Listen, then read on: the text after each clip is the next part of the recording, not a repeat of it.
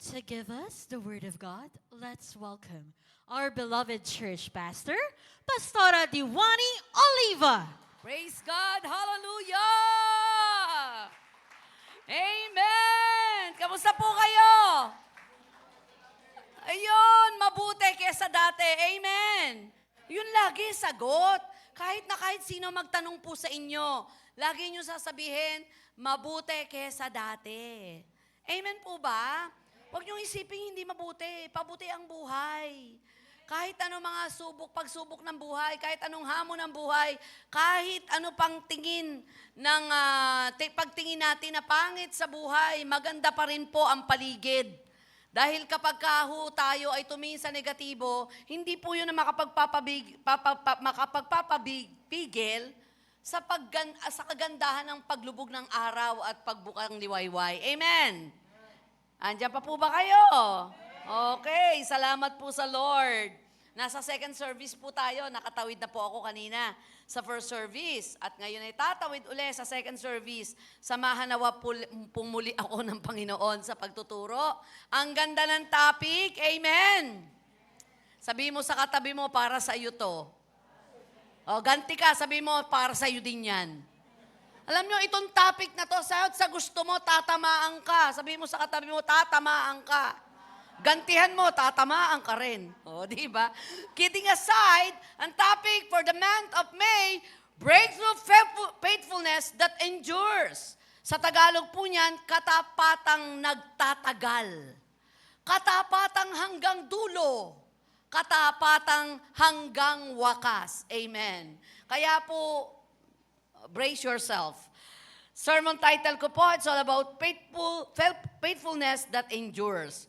1 Corinthians chapter 4 verse 2 says, in this case, moreover, it is required of stewards that one be faithful, be found trustworthy.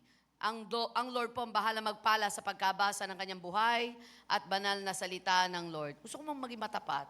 Mas tensyonado ako pag sa sarili kong church ako nagtuturo. Bakit kaya?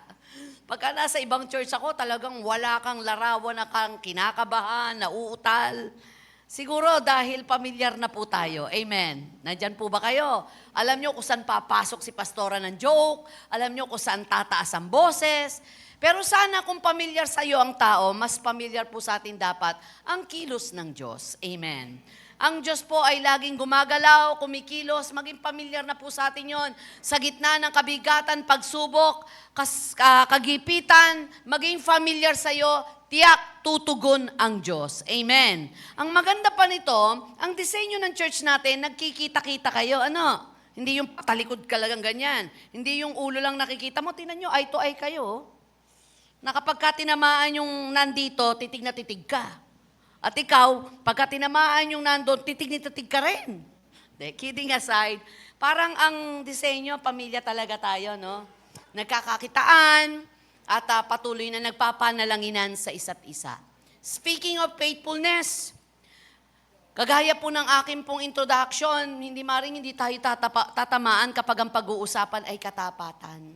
Napakahirap ipasa, pero habang tayo'y natututo at pinag-aaralan, magiging madali para sa atin na tawirin ang mga maliliit na pagsubok sa katapatan tungo sa malalaking pagsubok para sa katapatan. Dahil ang napagkakatiwalaan daw po sa maliit, ay mapagkakatiwalaan sa malaki. Tinanong ko ano antonyms ng katapatan. Ako rin na nakasagot, kataksilan. So basagan ngayon ng anumang uri ng pagtataksil para mabuo ang tunay na katapatan. Amen. Pag sinabing breakthrough, pambihirang tagumpay na nagsimula sa pagkabasag.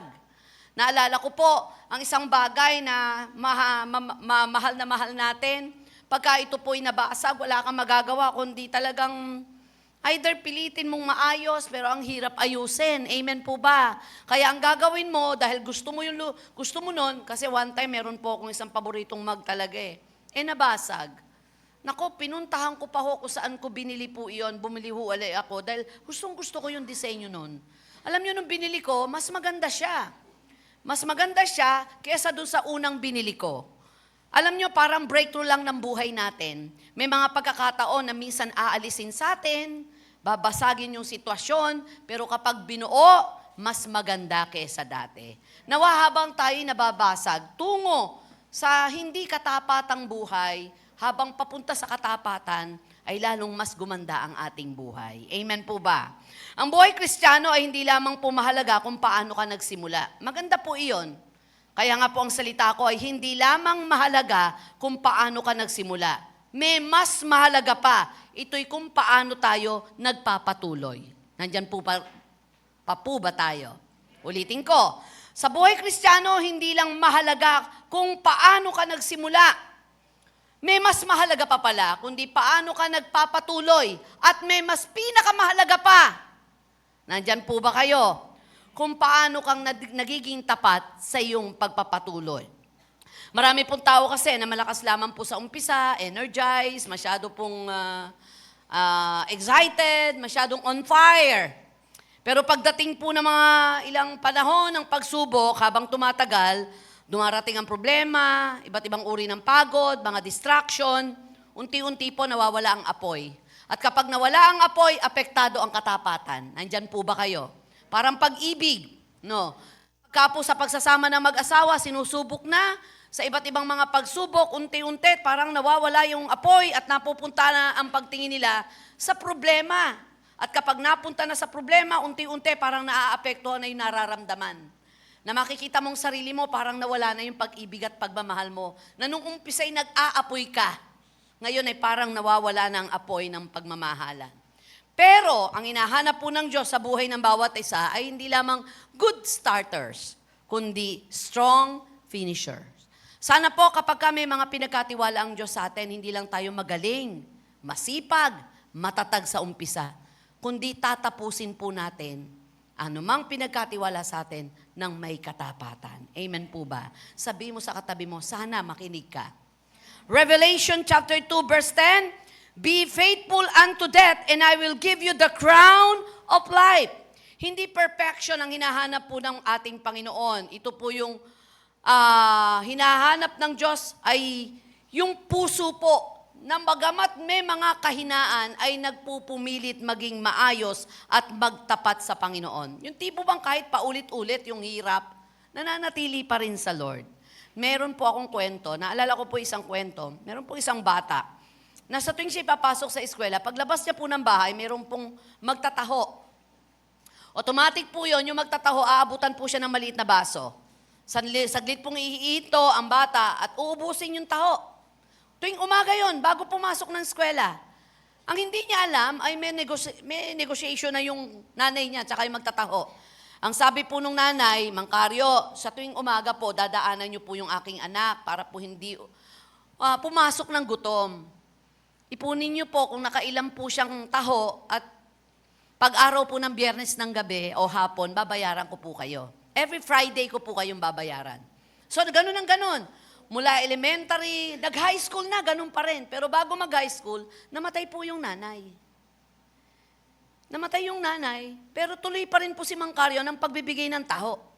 Walang alam po yung anak na kaya siya binibigyan ng taho, may bayad po yun tuwing Biyernes ng hapon. Dahil wala na yung nanay, pero nandun pa rin si Mang Karyo hanggang sa mag-college na. Nangialam na po yung asawa ni Mang Karyo, sinabi niya, hindi mo ba sisingilin niya at hindi mo ba sasabihin na binabayaran ka tuwing Biyernes? Tapos na ng high school at matatapos na ng college. Bagamat nung college, bihira nang kumain ng taho o uminom ng taho, ganun pa rin ang ganun. Malaya siyang kumukuha ng taho. At ito naman si Mang Karyo, walang sawa, dumadaan doon sa bahay. Nakagraduate na po. Nakapagtapos na. Nagkaroon na ng trabaho. Hanggang sa dumating sa point, limot na, hindi na rin nakikita si Tatay Karyo. Pero dumating ang panahon, itong batang ito, naganap ng isang engineer. May magandang trabaho at magandang sweldo. Hinanap niya yung bahay ni Mang Karyo. At nung makita yung bahay ni Mang Karyo na maliit, pangit, sabi niya, Mang Karyo, sa dami ng itinulong niyo sa akin tuwing umaga na hindi ako kumakain, hindi ako pumapasok ng gutom at lagi akong busog, hayaan yung gantihan ko po kayo. Ipapagawa ko po ang bahay niyo. Imagine that. Totoong kwento po ito. Wala siyang alam na may bayad talaga yon at yung nagbabayad ay nakamatayan na, pero nagpatuloy pa rin na magtatawong ito, napakainin ng taho araw-araw. Nakita po natin dito na pag may mga ginagawa tayong bagay na mabuti at nagiging tapat tayo, sa ayaw at sa gusto natin, hindi natin mapipigil ang sitwasyon na ibabalik ng Diyos sa tamang panahon, ang katapatan at mabubuting bagay na ating itinatanim. Amen. Palakpakan po natin ang Panginoon. Faithfulness is not just consistency, it is spiritual endurance empowered by the Holy Spirit. Ibig sabihin, ang katapatan mo ngayon at katapatan ko ay hindi lamang sa pagiging consistent. Ito ay spiritual na pagtitiis na binibigyan lakas ng banal na spirito. May nagpapatuloy po kasi, pero nagpapatuloy hindi tapat. Nandyan po ba kayo? May mga mag-aasawang nagsasama na lang for the sake of kailangan makita ng taong mag-asawa tayo. Formality na lang dahil may mga benepisyo. Relasyon na umaani ng benepisyo, maaaring ayaw nilang mapahiya sa isa't isa. Mapahiya ang kanilang pangalan o dahil may mga anak sila. Nakalulungkot po ang pagsasama na mag-asaway. Ang dahilan na lamang ay magsama tayo kahit wala ng pagmamahalan para na lang sa ating mga anak. Sa isang banda, pwede may pagsasaalang-alang, pero hindi ba pwede na ang pagmamahalan ay hindi mawala? Alam nyo, sa gusto natin, ang pagmamahalan ay may malaking koneksyon sa katapatan. Tatagal ka ba, Ate Malu, kung may kaibigan ka na walang ginawa kundi pagtaksilan ka, siraan ka? Matapat pag nakaharap, pag nakatalikod, ang daming kung ano-anong sinasabi. Bibitaw ka. Kahit na malaki ang puso mo, manghihina din yan. Mananawat, masasaktan. Hindi natin kayang tapatan ang pagmamahal ng Diyos. Pwede nating pag-aralan sa gabila ng nasasaktan at nahihirapan, magtatapat pa rin sa Diyos at sa mga taong mahal natin. Dahil napakalaki ng biyaya sa espiritu ng katapatan. Faithfulness is not the ability to remain steady, committed, and obedient to God even when feelings change, results delay, and circumstances become difficult. So, ibig sabihin, ang katapatang ito'y may kakayang manatili tayong matatag, matapat, masunurin sa Diyos kahit nagbabago ang damdamin. Natatagalan ang resulta at humihirap ang sitwasyon, nananatiling matatag ang katapatang iyon dahil galing sa Diyos. Faithfulness is what sustain our walk with emotion, faith. It anchors our life when storms come and keeps us aligned with God's purpose over time. Ang katapatang iyon ang bumubuhay sa ating paglakad, pagtawid bilang isang Kristiyano. Kaya kahit anumang bagyo ng buhay, pag inisip natin ang katapatan ng Diyos, lumalakas po tayong tunay. Amen. Mahirap ang mapagtaksilan. Mahirap at masakit ang mapagsinungalingan. Sa isang relasyon, kapag alam mong pinagsisinungalingan ka, pinagtataksilan ka, hindi nagiging tapat sa'yo, sugat sa kaluluwa ng isang relasyon po iyon. Hindi mag-workout yun, hindi magtatagal. Dahil ang pinakamalalim na pundasyon at pagpapatibay ng relasyon ay ang katapatan. Kaya ka nandyan at nandito ko, tapat pa ang Diyos, kahit hindi ka tapat. Amen. Kaya ka nandyan. Ilang beses ka na bang bumitaw, hindi man sa katawan pero sa isip? Naglilingkod ka pero bitaw ka na. Nandyan ka na lang, bakit? Kasi iniingatan mo pa kung anong meron ka, which is wrong. Dahil hindi natin pwedeng pagtaguan ng Diyos sa ating mga gagandang damit, aksyon at ngiti. Ang usapang paglilingkod at pagmiministeryo ay sa ngalan ng laman ng puso at isipan. Hello, nandyan po ba kayo? Kaya nangungusap ang puso. Nangungusap sa ating pagkatao. Nangungusap sa ating mga itsura. So faithfulness is not tested in moments of excitement, but in seasons of waiting, silence, and pressure. Hindi nasusubok ang katapatan sa mga sandali na tayo po'y excited, mataas ang emosyon, sa mga panahon na kung saan ay may hinihintay lamang po tayo, kundi sa panahon na inuuga ang ating pananampalataya sa Diyos. Tingnan po natin dito, the call to faithfulness. Faithfulness is not about perfection, but consistency. Kagaya ng sinabi ko, magpapatuloy pero kasama ang lakas ni Kristo para makita ang tunay na katapatan. Sapagkat ang katapatan ay hindi tungkol lamang sa pagiging magaling o perpekto. God values endurance over momentary success. Mas mahalaga po sa Diyos ang pagtitiis kaysa panandali ang tagumpay. May mga tiisin po ba kayo? Sabi nila, after 7 years, tapos na adjustment ng mag-asawa. Hindi totoo yun. Oo, di ba? 28 years na kami, may adjustment pa rin. Hello? Forever adjustment yan. Dahil yung napangasawa mo, hindi mo kadugo, hindi mo kalahi. Iba gusto niyan sa gusto mo. Iba ang mga paborito niyan sa paborito mo. Kaya ang sabi nila, hanap ka ng ka-compatible mo. Anong compatible? Pareho kami ng gusto. Pareho kami ng mga pangarap. Pareho kami ng layunin. No. Kadalasan magkaiba. Amen. Pastor Jan, gusto maanghang. Ako matamis. Ginataan, sinarsahan. Fernando po Jr., ako ho hindi. Dina Bonibi. At saka po sino? Mara Clara. Boxing siya, ako hindi. Paano mag-makeup? Saan siya? Gubat-gubat, bukid. Ako shopping, mall. Magkaiba. Pagkwentuhan na nga lang bored siya sa akin, bored ako sa kanya. Ano, bitawan na? Kaya ka nga pinagsama para makita na you're not compatible, but you need to be comfortable.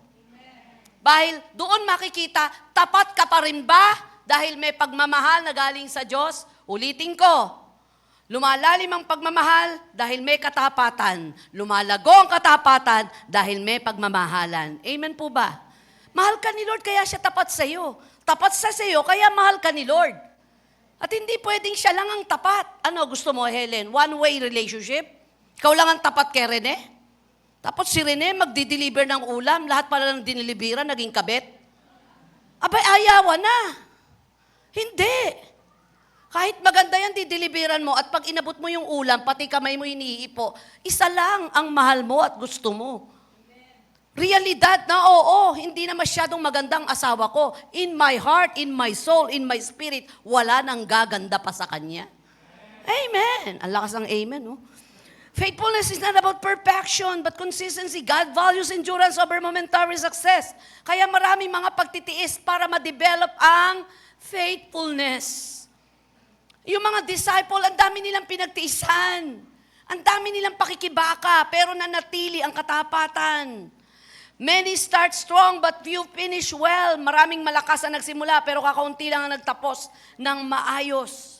Kaya napakahalaga, kamusta yung faithfulness sa buhay natin? Tingnan po natin dito. The nature of true faithfulness. Una, ano ba talaga ang tunay na kahulugan ng faithfulness sa isang Kristiyano? Letter A, faithfulness is rooted in relationship with God. Unang-una, nanggagaling ito sa relasyon natin kay Kristo. Kaya nga sabi ng John 14:15, if you love me, keep my commandments. Hindi ka nagiging faithful dahil napipilitan ka, kundi dahil mahal mo ang Diyos. Tingnan natin to relationship versus obligation. Tingnan po natin. Parang sa mag-asawa uli. Parang sa magjowa, sa magkaibigan. Kapag mahal mo, hindi mo iniisip na isang obligasyon. Ano mang ginagawa mong pagtitiis at paglilingkod sa Kanya. Yung pagiging faithful, natural siyang lumalabas dahil iyon ay nasa iyo. Amen po ba? Kasi kapag lagi mong iniisip, hindi, obligasyon ng paglilingkod bibitaw ka dyan. Nasagi ka lang ng correction, ayaw mo na. Nasagi lang i-correct yung anak mo, ayaw na, lipat na kami. Sa mga mag-asawa, pag ginawa lang natin, hindi, obligasyon kong buhayin ka sweldo, bigyan kita. Hindi, matik yun. Matik yun na bibigyan mo ng mabubuting bagay ang asawa mo. Pasasayahin mo, matik yun. Amen po ba? Kasi lumalabas yun. Dahil may relasyon ka. Dahil gusto mo itong ginagawa mo. Alam niyo po, lagi ko sinasabi. Kaya for the glory of God, heto pa rin po ako. Dahil sa habag at biyaya ng Diyos. Kasi sa dami ng pagsubok na pinagdaanan ko sa paglilingkod, at ang pinakahuli nung maaksidente ang aking anak, na hindi ko alam kung buhay pa ba. Baka maparalisa, maapektuhan ng ulo habang tinatakbo ko yung ospital. Hanggang ngayon po, for the glory of God, balutan ako ng banal na dugo ni Jesus. Kahit kailan hindi ko kinwestiyon at sinisi ang Diyos sa anumang mga pangyayaring negatibo na pinahintulot siya sa buhay ko. Alam niyo kung bakit? Ito lang ang lagi kong katwiran. Gusto ko to Bakit maninisi ako ng iba kapag dumaan ako sa ganitong sitwasyon? Kung ako may napapahiya sa paglilingkod ko at may mga taong kinakasangkapan, hindi ako bibitaw. Gusto ko to, di ba no? Kung ayaw nyo sa akin, gusto ko pa rin. Hindi pa naman ako nadidisqualify. Kapag gusto mo ang isang bagay, kaya mo nagustuhan kasi may kasiguruhan ka. Pag tinanong kita, Eden, ba't mo gusto? Ewan ko, wala lang, gusto ko lang. Abay, hindi normal yun. Amen. Pinakasalan mo, bakit gusto ko po? Bakit? Wala lang, para lang may kasama. Dapat mahal mo. Dahil ang gusto, nababago. Pero ang tunay na pagmamahal, kahit may mga umayaw na sa'yo, gusto mo pa rin dahil mahal mo. Ganon yung paglilingkod kay Kristo. Amen o ba? Ang rooted to ng relasyon mga kapatid, mga naglilingkod kay Lord. Huwag nating maliitin ang paglilingkod. Huwag nating i-take for granted. Huwag nating good for nothing ang paglilingkod. Huwag nating gawin na parang minamaliit natin ang pinakamalaking bagay na pwede nating gawin sa Diyos. Na binigyan ka ng iba't ibang talento, galing at husay at talino. Na wala ka namang ibang pinuhunan, kundi nagising ka na lang, isinilang ka na meron kang galing at husay. Hindi pa ba bibigay sa Diyos yun? Na-negotiable yan. At yan ang sukatan kung paano ka magiging matapat sa lahat ng pinagkatiwala sa'yo. Mantakin mo, ate. Lahat ng meron ka, galing sa Diyos. Lakas, talino, pati sweldo mo, laman ng bulsa mo, pati wallet mo, pati medyas mo. Yung amoy lang ng paa mo ang sayo, pero yung medyas mo galing sa Diyos yan. Amen. Lagi nating isipin, lahat ng meron tayo, paghirapan mo man, galing sa Diyos. Tapat siya kahit hindi ka tapat, tapat siya. Hindi siya apektado kahit hindi ka tapat. Tayo, di ba, yung mga tao, kapag nasimplihan mo na at nakilala mo na, para na wala na, lumilipad na yung pagmamahal mo Pero si Lord, grabe yung katapatan niya. Kaya hindi ka nagiging faithful dahil napipilitan ka lang. Dahil mahal mo si Lord at mahal ka niya. Faithfulness is consistent in small things.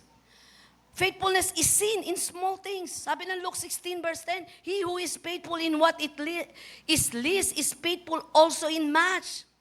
Kasi minsan iniisip po natin, pang malakihan na ako magiging faithful. Hindi. Ang pundasyon ng mas matatag at maraming pagpapalay nagsisimula sa maliit. Amen o ba? Ito lang aral ko. Minsan nakita-kita kami ng mga classmate ko nung high school. Usapan na kami. Sabi ko, natatandaan nyo ba yung subject pa natin sa algebra? Kasi ako wala nang kinalaman yun ngayon sa buhay natin. Mga pinag-aralan mo, lalo na may Spanish pang subject nung araw, di ba?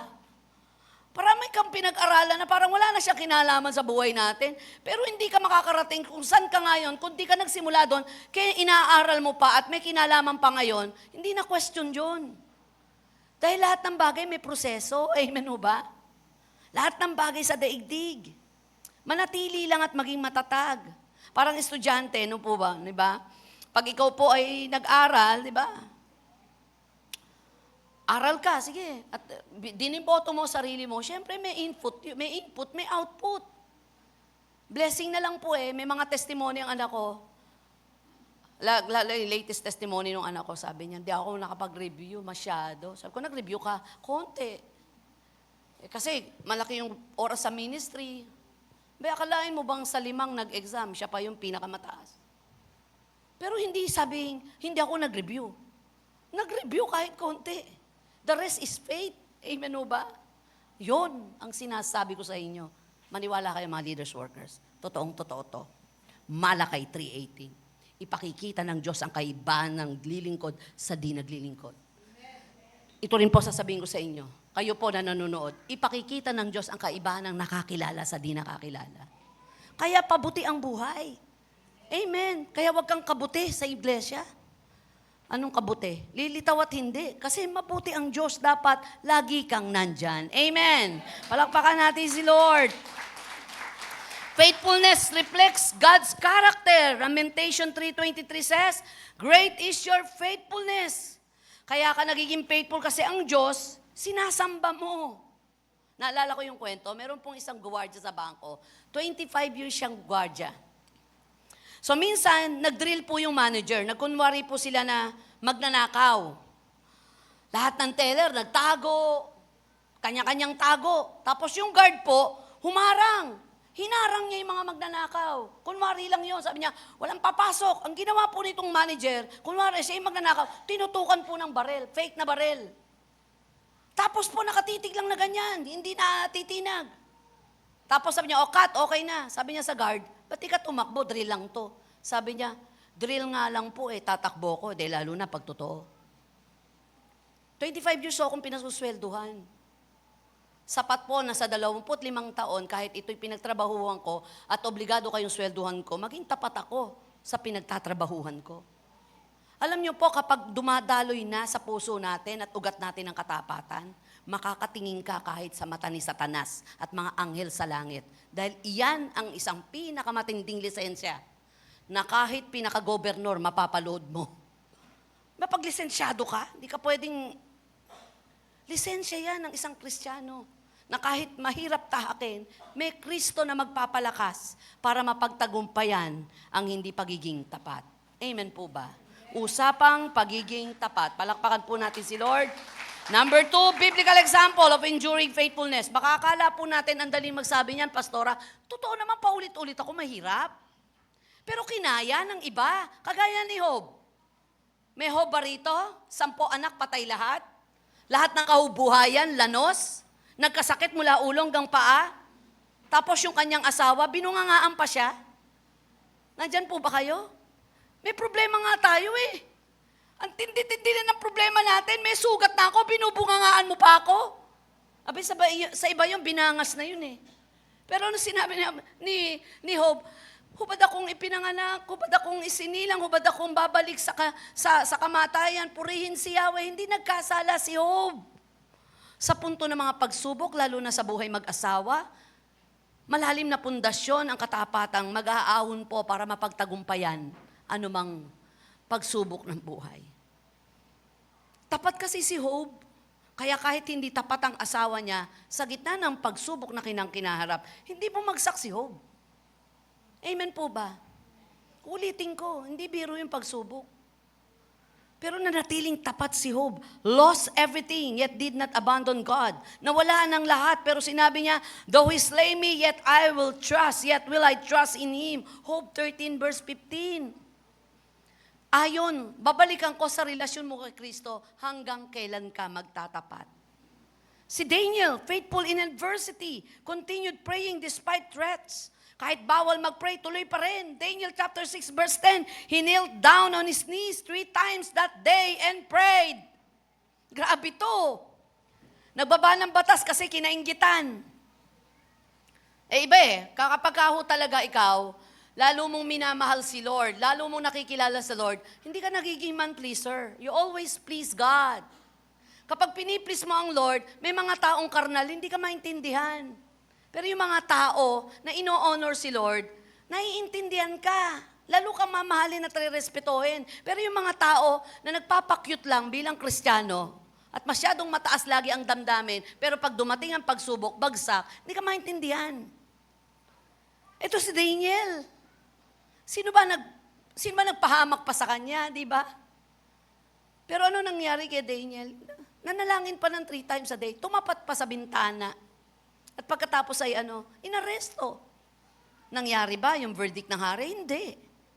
Walang takot niyang hinarap. Hindi madrama yung dating ni Daniel.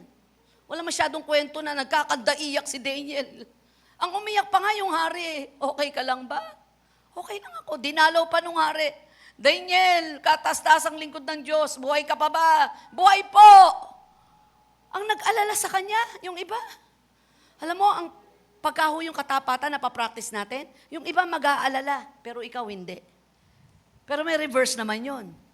Nag-aalala dahil hindi mo nakikita ang problemang sinusuong mo. Parang yung mga anak ko, nung araw, nung bata yan, takbo ng takbo, saway ako ng saway. Nag-e-enjoy. Sabi ko, hindi pwede, delikado dyan. Wala, saway ako ng saway, hindi. Lalo na sikat. Sabi ko, wag malikot. Hindi. Feeling niya kasi safe siya, nasa loob siya ng church. Alam niyo kung saan nasundot ang lalamunan ni Kat? Sa church. Alam niyo kung ano nakasundot? Pulpito. Kung i-interpret mo, nasa church yung anak ko. May nakalawit po na bakal do sa pulpit na hindi napukpok ng SOS. Sumabit po yung lalamunan ng anak ko. Tusok. Tinatakbo po namin talagang ganyan yung leeg niya. Halos si pastor dyan namumutla. She was 3 or 4 years old. Walang ginawa kasi habang lumalakad, sumasayaw. Nasa pulpito, inikutan yung pulpito, hanggang sa sumabit. Alam mo, sabi ko, Panginoon, hindi safe, nasa church ka na. Kasi minsan yung tao, masyadong ini-scripted, nasa church tayo, we are covered.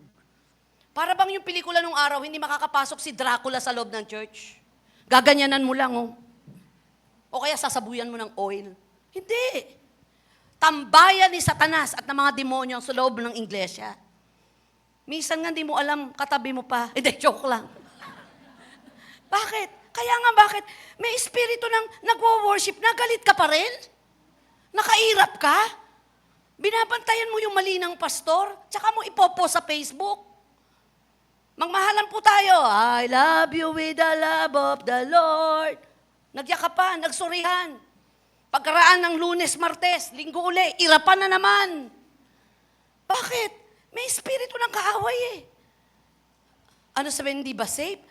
Kahit saan ka pumunta, may kaaway. At minsan, sarili mo yung una mong kaaway. Di ba nung pag naiinggit ako, biro mo, pasensya na po, nasabi ko kanina to, hindi live eh. Yung ka-eskwela ko, sabi ko nung araw yung ganda niya, itsura lang ng hinlalaki ng paa ko. Ganun ako katindi nun. Tapos ako walang jowa, walang nanliligaw. Sobrang laki ng insulto sa akin. Ano sabi ko, mamamatay din yan. Ganun ako kainggitera. Pag may bagong sapatos sila, sabi ko, mapuputol din mga paa niyan. Nung gawa na yung bahay ni Ate Maricel, Baltasar, doon sa Saluyo, sabi ko, masusunog din yan. Nasunog. Naku, sobra iyak ko nun. Nagre-repent ako. Kasi yung dila ng apoy, papunta na sa bahay namin, malapit sa amin yun eh. Alam niyo, purihin ng Diyos na abatan yung sunog. Ngayon po, church natin yun. Doon ginagawa ang sambahan natin, linggo-linggo. Diba? Baka yung kinaiinggitan mo at dami ng kasalanan mo sa kanya na patalikod, yan pa mag-aahon sa'yo. Amen? Yung pinagtangka nilang patayin si Joseph, yun na nag-ahon sa kanila. Ang sarap ng tiwasay na puso't panatag na isipan at pinipilit maging tapat. Dayuhin ka man ng kasamaan, hindi mananadili ito, sapagkat may Diyos na tapat pa rin na magtatanggol sa iyo. Amen! Palapakan natin si Lord. Si Paul, faithful in mission, endured hardship, persecution, and imprisonment. Sa dami ng pinagdaanan niya, sinabi niya, hindi lang siya nagsimula. They finish well. 2 Timothy 4:7, I have fought a good fight, I have finished the race, I have kept the faith. Pasensya na po kung may pangiinsulto. Ako ho, ang aking mga anak, kung hindi binigyan ng pagkakataong maglingkod sa Diyos, bigyan ng kalwalatian ng Diyos, wala tayong magyayabang. Lahat ng diploma nyo, pasensya na po kayo. Lahat ng narating natin, pagharap sa langit, hindi tatawagin, doktora, engineer, architect. Hindi. Enjoy nyo lang sa lupa yan, pero hindi maging yabang. Binibiro namin yung anak namin, si Kai eh. Paano ko kaya isuswitch ng Doktora Kai? Uy, nakakakilig. Doktora Grace. Doktora Mikay. Dati, ay Grace, yung report ba nagawa mo na? Tapos ngayon, sa isang iglap. Doktora Grace. Architect Des. Des, ginawa mo na ba yung PowerPoint ko? Salita ang Kristiyano, servant. Pag nasa labas yan, kamusta? Baka may bakante dyan, pasok mo yung anak ko. Imagine that we are all servant of God. Lahat ng titulong meron tayo. Dito lang sa lupa yan. Pakinabangan ng may kabanalan at katapatan para pagdating sa langit, pati ang mga regalo ng Diyos, nagbitbit ng kasiyahan sa puso ng Diyos. Amen! Nandyan po ba kayo? Yung dingding po namin, ginaya ko si Ate Maripil may mga picture sa dingding. Nakita ko, meron na siyang isang doon eh. Kung nakita mo Ate Pel, pumasok ka, meron lang rin ako picture sa dingding. Ang mga picture, mga graduation ng anak ko. To be honest, bilang taong lamang ina, sabi ko, next year 2 diploma ang isasabit yan. At posibleng magdagdag pa si Kat ng 1 diploma. Tama na si Kai, hanggang doon na lang siya. Pag ako nakaupo, may tumba-tumba na po ako ngayon eh. Nakatitig po ako sa mga diplomang yon. Pero to be honest, sabay titig ko ng mga certificate po nila, ng graduation ng LEP, kung paanong certificate ni Kai kapag ka ini-invite. Si Kat, meron pong trophy nung manalo ng pagsayaw. Pero mas tinitingnan ko po yung certificate niya nung nagturo siya doon sa JIL. Don't get me wrong. Uulitin ko, binabalansi po natin. Ako, nagpapaaral-paaral pa. Pero wag naman tayong yakapin ng mundo. At wag na tayong makipagyakapan sa mundo. Nandyan po ba kayo? Wag tayong makipagyakapan sa mundo. Para ka lamang naglalaro sa mundo, na-enjoy mo ang mundo, pero kay Kristo kang totoo. Amen! Si Jesus, umaate ng piyesta. Kaya nga final say niya, final last will testament niya, ito ang tinapay. Sa tuwing kakainin nyo to, last will testament niya yon. Ito ang alak. Sa tuwing iinumin nyo to, ito ang aking dugo. Imagine yung last will testament niya, spiritual pa rin, kaligtasan pa rin. Hindi niya chinek, talagang okay ka na ba dyan? Yung pagsasaka mo, okay na ba? Yung pagiging pangingisda mo, ikaw, Dr. Luke, hindi. Balansin po natin ang buhay para lalong masaya ang buhay at konti lang ang struggle at walang depression sa buhay. Amen. Palakpakan natin si Lord. Challenges of faithfulness. Hindi natin kayang i-deny, mahirap talaga maging faithful minsan. Ano tong mga ito? Problems and trials. Sino rito hindi na namumroblema? Sino rito walang trials? Meron. Amen po ba? James 1:3, the testing of your faith produces patience. Para mga tatay lang di po ba? Na nawalan ng trabaho, nahirapan sa pamilya, matitigil yata ang mga anak sa pag-aaral. May mga labanan, mga pagsubok. Pero magtutuloy ka, wag mong hayaang pahintuin ka ng problema at pagsubok. May magagawa ba ng pagpapahinto ng problema, yung uupo ka at magmumukmok, matutulog, mag-iinom ng alak, magsasaya-sayaan? Hindi. Ang problema at pagsubok, inaaksyonan. Amen. Hindi tinutulugan, hindi dineded malamang. Anong aksyon? Panalangin. Amen o ba? Meron akong kinamusta. Sabi ko, kamusta ka na?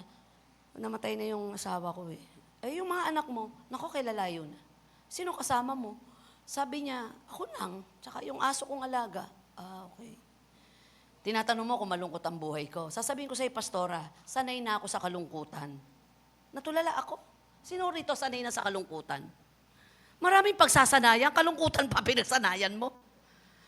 Nandyan ho ba kayo? For I've learned to be content in life. Kaya kahit nanganganib ang buhay ni Apostol Pablo, kahit nahihirapan siya, sinabi niya lang, for I have learned to be content in life. Tapat ang Diyos. Ano man meron ako, hindi ako pababayaan ng Diyos.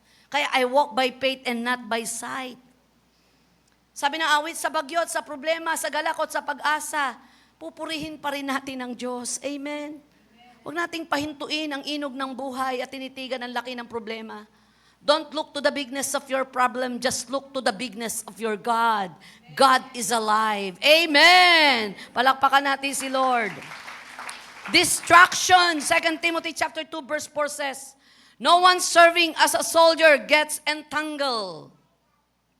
Minsan, mas marami pa po tayong oras sa ibang bagay kesa sa Lord. Eto ang ganda ngayon, di ba? Sino rito may mga cellphone? Di ba ang galing? Pwede kang mag-download ng Bible? Sino rito may cellphone, may Bible ang cellphone? Di ba? Binubuksan niyo po yan.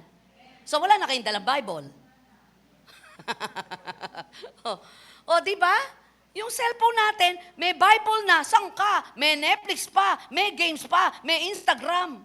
Kaya kapag ka nag-devotion ka, nasa Book of Esther ka na, minsan, binabasa mo highlights, bigla mapupunta ka sa Netflix. May distraction. Ako, don't get me wrong, kasi pag chinek nyo naman akin, kumpleto ako Nandito yung mga video. Pero sana kahit malapit ang distraction, madisiplina kang tapat ka sa Diyos, hindi ka mapapadistract. Pag simba-simba.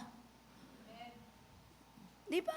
At that moment, highlight ng kapuspusan, ang dami mong post sa Instagram. Sana pinopost mo yung word ko. Hindi. Yung mga luma mong hindi na i-post, wala kang ginagawa, nakaupo ka, post ka ng post. Sabi mo sa katabi mo, pinariringgan ka ni Pastora. Sabi mo, mali. talagang ikaw yon. O, di ba? Di ba? Konting galang naman sa pagsamba, wag na sa akin, sa Diyos na nakakakita ng pag-scroll mo. Amen po ba? Sorry po. Pasensya na. Ang liit na nga ng faith mo, pagdating sa church, makikinig ka na lang para magkaroon ka ng konting paglago, tinitipid mo pa yung pagkilala mo sa Diyos. Kaya pagdating ng umbag ng problema, heto ka, handusay ka. Ewan, andyan po ba kayo? 3 buwan na kayong break ng jowa mo, hanggang ngayon di ka pa naliligo. Maligo na, maraming lalaki. Sa church, mag-pray ka lang. Pero wag ikaw ang manliligaw. Magjowa. Pag magjowa at manliligaw, hanggang sala lang, hindi hanggang kwarto. Nandyan po ba kayo? Nagliligawan pa lang. Magpapabili ka ng pagkain, papapasukin mo hanggang kwarto. Iba na ngayon no? Sabihin mo kay pastora, nagpaparinig na naman. Hindi. Meron yun kung meron. Kung wala, wala. Amen mo ba? Huwag natin pababain ang dignidad natin. Si Kat, habang numakain kami, in-interview yung love life namin. First time yan siya Mami, kamusta yung love life nyo? Sabi ko, boring. Sabi niya, walang sweetness. Sabi niya, bakit? Wala naman kami date-date nung araw. Diyos ko, hindi mahipo ang kamay ko. Mag-asawa na nga kami. Kasalukuyang inaakbayan ako ng ng daddy mo. Nalimutan ko mag-asawa kami. No highlights. Meron kasi kakong nai-isyong nanliligaw sa akin nung araw. Walang trabaho. Yung inipon niyang 2 taon sa paluagan, ibinigay ito sa lalaki. At sinabing, magtayo ka ng negosyo, baka sakaling maging pagpapala kung magkatuluyan kayo ni pastora. Naku, may iyak ang anak ko. Sabi niya, Mami, yan yung sweet. Alam mo, sa totoo lang, hindi ko ipinagmamalakit, ipinagyayabang yon. Minsan kasi dumarating sa punto ng buhay natin na mas nakikita po natin yung mga bagay na akala natin sasaya tayo. Hindi lahat ng masayang kasama, tamang kasama. Amen ho ba? Hindi lahat, tinamaan ka? Hindi lahat ng gusto mong kasama, gusto ng Diyos na kasama mo. Huwag tayong magpa-distract. Kapag mahal mo, panatag lang. Hindi mawawala yan. Hindi yung kahit sa kanya ka lang nakatingin. Paubaya mo sa Diyos. Kung sa'yo yan, ikaw ang mamahalin yan. Kahit nakatalikod, sa'yo yan. Huwag mo ibulsa. Amen mo ba? Waiting season, Habakuk 2:3. Though it tarries, wait for it. Naku, napakahirap po yung panahon ng paghihintay, lalo na kapag gustong-gusto mo na. Diba? Sino rito yung mga trentahin? Dati, pabango ang pinag-uusapan, ngayon pamahid. Sino na yung 40? Ngayon, pinag-uusapan, insurance. Meron ka na bang St. Peter? Iba-iba lahat topic. Di ba pag KKB, milk tea. Yan ang mga topic nyo, di ba? Milk tea, tala. Gatipong gano'n. Instagram, gano'n. Iba topic nyo. Ano topic nyo, Mikay? Ng mga KKB, ng mga topic. Mga TikTok, yung mga gano'n. Hawak ko ang bito, di ba? Pagka mga YN yan may ganyan. Nag-meeting ako minsan, lahat sila sabay-sabay. Iba-iba tatak. May katingko, may kung ano, sa paano yan. Galing sa work. Ito malala. Pagdating na yung mga 50-hen, hoy, kumuha kay Ate Melda Cruz ng St. Peter, hulugan. Kahit madelay. Yan na, tipo. Tapos umangat pa, senior citizen na, Kuya Rene. Pinag-uusapan na, kamusta yung therapy mo? Di ba, tipong ganyan. Ang bilis ng pacing ng buhay. Enjoy natin ang walang drama. Kapag kabataan, sige, sayaw lang, ganun, okay yan. Pag may trabaho na, magtrabaho ng tapat. Huwag magreklamo sa trabaho. Ano gusto mo, walang trabaho? Hindi kasya sweldo eh. Ano gusto mo? Yung meron kang pilit, pinagkakasya o talagang wala kang pagkakasyahin? Be content. Amen po ba? Nandyan po ba kayo? Adjust ang panlasa. Pagkasama ko po si Kai, sabi niya, saan mo ba talaga gusto? Ititreat kami. Sabi ko, walang problema. Kasi sa kanya ako nagre-reclam. Sabi ko, ang mahal pero parang hindi makatarungan ng presyo ng pagkain ito. Gaganyan ako. Ang pinaka-failure niyan, yung bang ako ay hindi mapasaya sa gusto niya na ibigay. Hindi pa naman nangyari yon. Pero alam mo, sa totoo lang, dumarating sa punto ng buhay natin, hindi yung doon lang iikot ang buhay natin, mga kapatid. Huwag nating paikutin ang buhay natin kung saan tayo komportable lang. Iikot pa rin yan na may pagtitiisan ka. Sa pagtitiis man sa ating paghihintay, basta sigurado kang sa Diyos mo hiningi. God's perfect time, darating yon. Amen. Palakpakan natin si Lord. O di ba, minsan pinagpe-pray natin, tagal naman maborn again ng kuya ko, tagal naman maborn again ng ate ko, tagal ko na nagsisimba. Baka nagsisimba ka lang pero hindi ka pa rin born again. Amen o ba? Hindi kasi lahat na nagsisimba, born again o Christian. Nagsisimba lang kasi masaya, naiibsan. How to develop faithfulness that endures? Mabilis lang. Stay in God's Word. Matthew 4:4. Man shall not live by bread alone. Kung hindi ka kakain, hihina ka. Ganon din spiritually. Kung walang Word, walang lakas to endure. We need the Word of God na magpapalakas po sa atin. Ang Lord kasi full of surprises. Amen o ba? Full of surprises. Si Lord pagka natuwa sa'yo, yung hindi mo hinihingi, hindi mo na-expect, ibibigay, kaya magugulat ka na lang. Kaya maghintay lamang po sa tamang panahon. Manatili po sa kanyang pangako. Matutong makontento at masiyahan. Kung ano meron, ay maging masaya. Amen. Huwag natin palungkutin ang buhay. Huwag tayong gumawa ng kadramahan. Minsan may problema yung kapitbahay, sumasama ka, problema, kaya mo sila. Kami pag nag-uusap po, o gawan natin ang paraan yan, tulungan natin, reach out natin. Manny, paano pag ganito? Hayaan mo, reach out lang. Hindi naman nakawa maharap tutulungan mo lang siya. Pero naalala niyo yung kwento? Meron isa tayo dating kapatiran, namatay yung asawa, nandun po ako noon. Ang alas 2 ang libing. Alas 3:30 na, hindi pa kami umaalis doon sa wake. Sabi ko, bakit ba? Dako, may lumapit sa akin yung pastora, malaki po problema nyo. Sabi ko, bakit po? Hindi po malilibing yung patay. Na-confuse ako. Bakit ako may problema?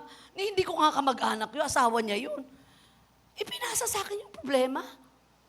Di sabi ko, ako naman to, parang sinalo ko. Sabi ko, bakit ho ba? Ano problema? Kasi malaki pa po balance, hindi nakuha po sa 2 linggong burol. Akala siguro sa 2 burol, makukuha punan. Sabi ko, ayaw ho ilabas yung bangkay Kasi kako ganito na lang. Naniniwala ka baka ako na ang tao'y binubuo ng 3 bahagi, espiritu, kaluluwa at katawan? Opo. O nasa ng espiritu niya? Nasa langit na po. Very good. Nasa ng kaluluwa? Ayun po yung nakaharap ngayon sa Panginoon at namamahinga. Okay, nasa ng katawan? Ayun po.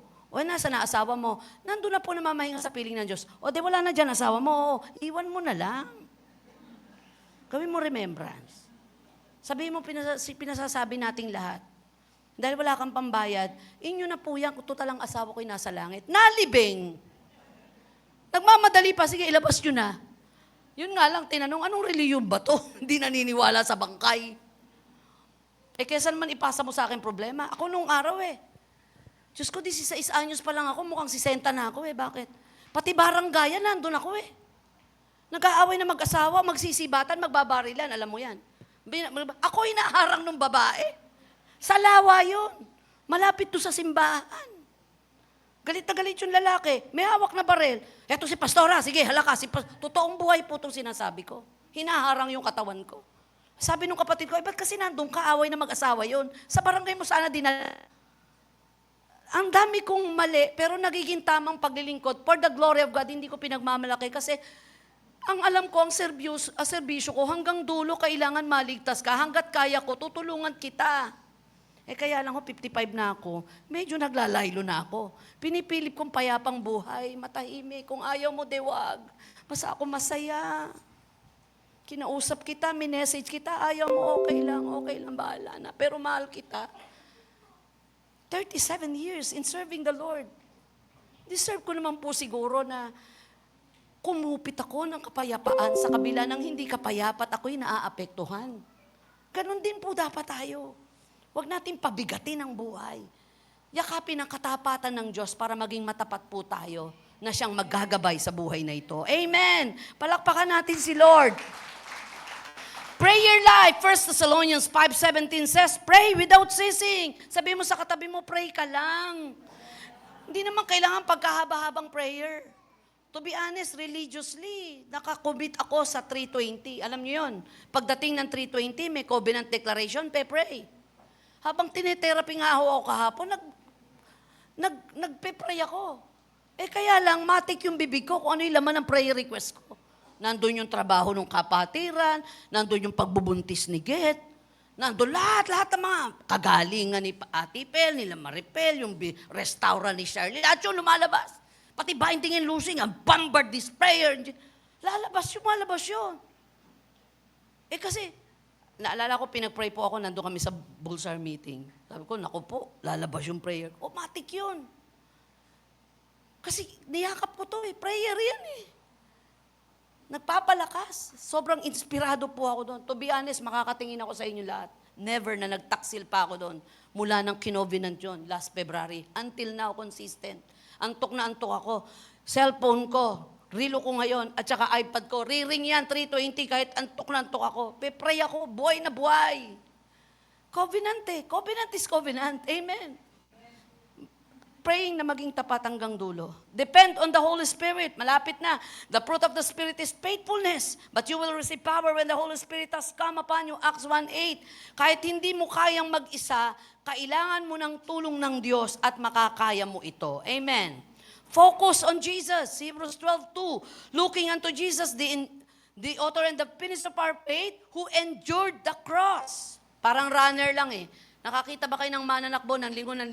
Hindi. Driver na kung saan ay nagsasightseeing? Hindi. Diretso lang sa kalsada. Focus lang tayo sa kayang gawin ng Diyos. Amen. Nandyan po ba kayo? Kahapon nag-uusap kami ni Pastor Jan. Binaybay namin ang mga presyo ng gasolina. So para kami talagang nagsasurvey. Nagkukwenta ako. Sabi niya, mura daw sa Malabon. Magkano mura? 2 pesos. Palagay mo ilang litro, papuntang Malabon. Dito na tayo. Nagkukwenta. Dapat nagkukwenta tayo sa buhay. Amen. Hindi arya lang ng arya. Nandyan po ba kayo? Huwag papasok sa isang bagay na di kaya. At kung hindi kaya't kalooban ng Diyos, ng Diyos yan. And God will provide. Amen. So, bye-bye kami. So, iba-iba presyo. May 82 pa rin, may 84. Nako, nakakita kami ng 79. Go! Nagpagas kami. Ini-enjoy pero di natatakot, to be honest. Baka may sasakyan kayo, ayaw nyo nang gamitin. Pag binigay ng Lord, God will provide. Amen. Di ba ang dami kong pinagagasan ngayon? The Lord will provide. Minsan natakot na tayo sa naambang kahirapan.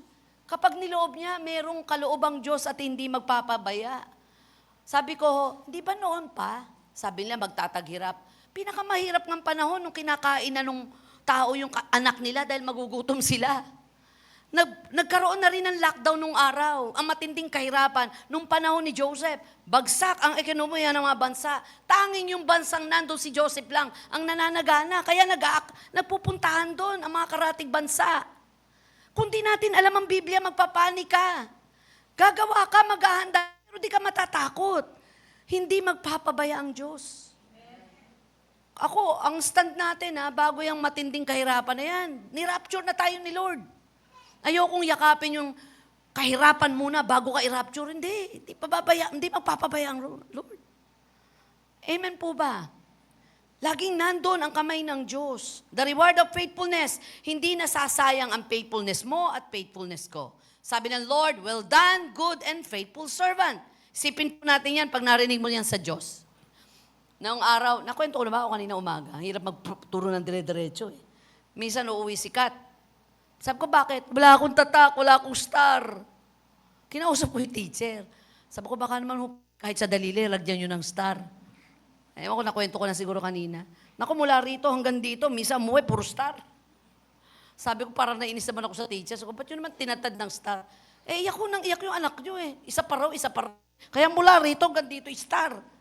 Kinabukasan, may star pa rin. Ang hirap kaskasin Akala nung anak ko, magandang may star. Kasi achievement mo yun, pero hindi niya binayaran. Kaya nangyayari, sige, sinasakyan ka lang. Pero may paglago. Dapat alam mo na lahat ng pagpapala, binabayaran. Huwag kang maiinggit lang, huwag kang mananalaghili lang. Pinopromote ng Diyos ang tapat. Amen po ba? Nakakagiliwan ng tapat. Masayang kasama ang tapat. Magaang kasama ang tapat. Breakthrough faithfulness po yan Basagan talaga ng kataksilan. at hindi pagiging tapat sa Diyos. Ang tawag ng Diyos, hindi be perfect. Ang tawag niya, be faithful. Kasi sa langit, hindi ka gumaling award, kundi nagtapat ang medal na isasabit sa iyo. Maraming mabilis na nagsimula, pero ang hinahanap ni Lord, sino ang tatapos? Sabi po ng Revelation chapter 2 verse 10, I will give you the crown of life. I will give you the crown of life. Mga kapatid, ang faithfulness ay daily choice. Kahit pagod ka, pipiliin mo pa rin ang Diyos. Kahit wala nang nakakapansin, magiging faithful ka pa rin. Kahit matagal ang sagot, magtitiwala ka pa rin. Kaya ang sabi ng Galatian, let us not grow weary, for in due season we shall reap. In conclusion na po, a call to endure. Faithfulness is a daily choice. Again, uulitin po natin, pinipili po ito. God is not asking for greatness, but consistency. Enduring faithfulness leads to eternal impact. Kaya wag daw mapagod sa paggawa ng mabuti. Dahil mga kapatid, sa langit, walang red carpet, pero may corona. At ang corona ay hindi para sa magaling, kundi para sa tapat. Revelation 2:10, be faithful unto death, and I will give you the crown of life. Hindi sinabi ni Lord, be famous, be successful unto death, sabi niya, and be faithful. Natutuwa po ako sa mga kapatiran natin, yung mga natin. Mga titulado ho yan. Mga lisensyado. Pero ang mas niyayaka po nila yung paglilingkod sa Lord. Wala ho silang mga name tag. Alam mo ba kung sino to? Kapapasa lang po nito. Teacher po yan. Ito po, 2 ho yata lisensya nito. Ngayon pulis ka ba? Ayan, basta yan. IT po yan. Ayan, gagraduate na rin po ngayon yan. Lalo ito. Walang kahit ano po ito. Ang meron lang nito, pusong naglilingkod sa Diyos ng tapat. Panalo. Lahat ng sertipiko nyo, daig ng sertipiko nito. Naglilingkod, kahit walang sertipiko ng mundo, nagiging tapat kung ano meron siya. Sa usaping paglilingkod, mga kapatid, di pag-uusapan kung anong sikat mo sa mundo. Marami pong sa impyerno mga sikat. Sa usaping pagiging tapat sa harapan ng Diyos, hindi usapan ng pagiging magaling at pagiging mahusay, kundi ang pananatili, hindi hanggang umpisa, hindi hanggang gitna, kundi hanggang dulo. Sa mga buhay mag-asawa, wala pa po kayo siguro sa stage. Kayo, ate, meron no? Head-to-head communication na. Kami, yung level namin ni Pastor Jan, parang Jack and Poy, sino mauusang humarap sa langit Jack and Poy tayo, kung sino i-grant ni Lord. Totoo yun, Jack and Poy. Laging minsan panalo siya Sabi ko, daya mo. Hindi kaya ng mga anak mo, hindi namin kayang wala ka. Dapat ako wala. Gano'n na lang, natural na pag-uusap. Ba't namin pinag-uusapan nun? We're not depressed. Sa mabuhay at sa mamatay, pakinabang sa harapan ng Diyos yun. Teach me to number my days aright. Pag ikaw 50 na, hanggang 20 na lang ang buhay mo. Pag lumagpas doon, puro rayuma ka na. May dementia ka na. Pero pag wala pa, sobrang bonus na yon. Kung 78 ka, 80 ka, 85 ka, kaya mo pang mag-bingo. Kaya mo pang makipag-chat gaya ng biyanan ko. Nag-chat-chat pa yon, 87 na. Bonus. Huwag nating hayaan ang buhay nito ililipas lamang sa daigdig na ito. Kung may mga bagay man na bumibigay na tayo, maayaw na tayo, masyado tayong kinakalaban ng buhay ng mundo. Yakapin po natin ang pangako ng Diyos. Tapat siya, hindi niya pang iiwan ni magpapabayaman. Just bow your head right now. Damihin po natin ang awit na ito na isang uri ng pagsamba na ikaw mismo ang nasa puso nito. Tapatan mo, O Diyos, tunay at dakila. Jesus. Ang pag-ibig mo'y wagas at walang kapantay sa aking puso, sa aking buhay. Papurit pagsambay iaalay. Bukas noon ngayon magpakailanman luwalhatiin ka. Isang pa katapatan mo. Katapatan mo, O Diyos, tunay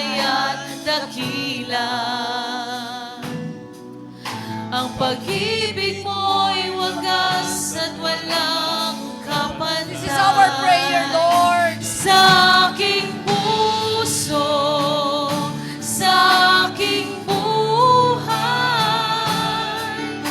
mapurit pagsambay iaalay.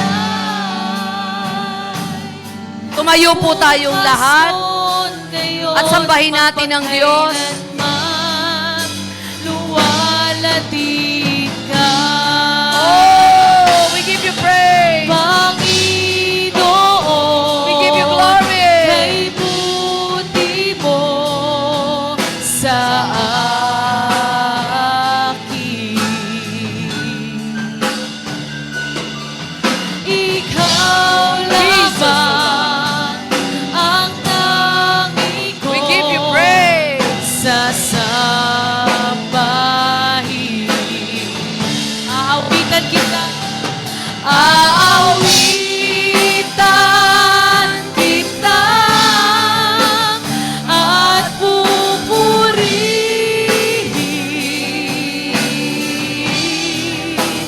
Oh, Jesus. Give you praise, Lord. kay buti mo sa Sa huling awit mo, let us worship the Lord. Hallelujah. Aawitan kita at pupurihin,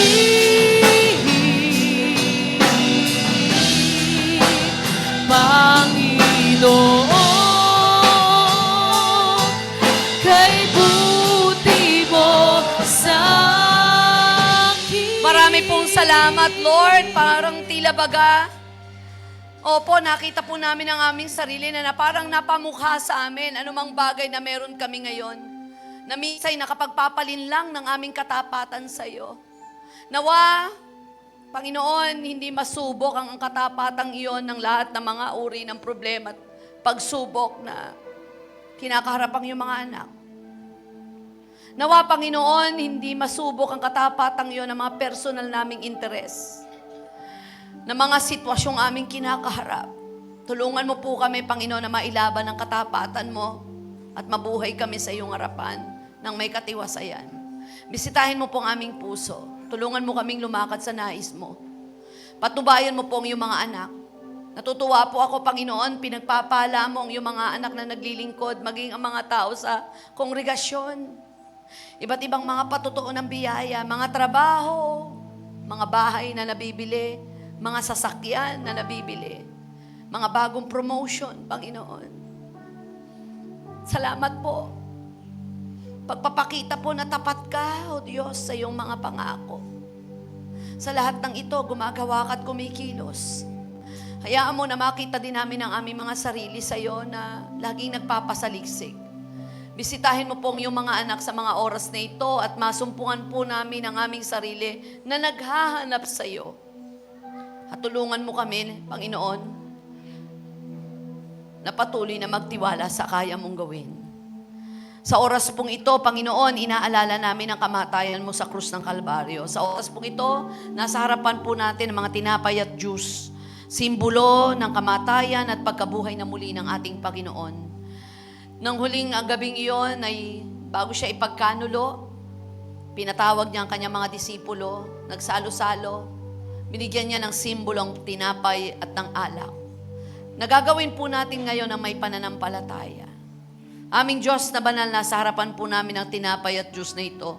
Hindi ito mismo ang kanilang pinagsaluhan, subalit ito po'y gesture, pag-ala-ala, na sa aming buhay, Panginoon, ang dugo mo ang nagsilbing kapatawaran lahat ng aming kasalanan.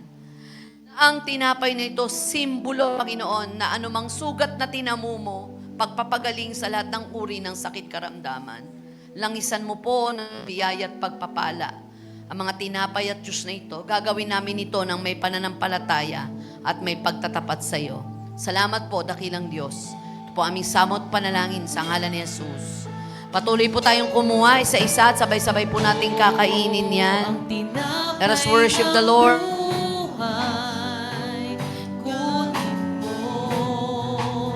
Makibahagi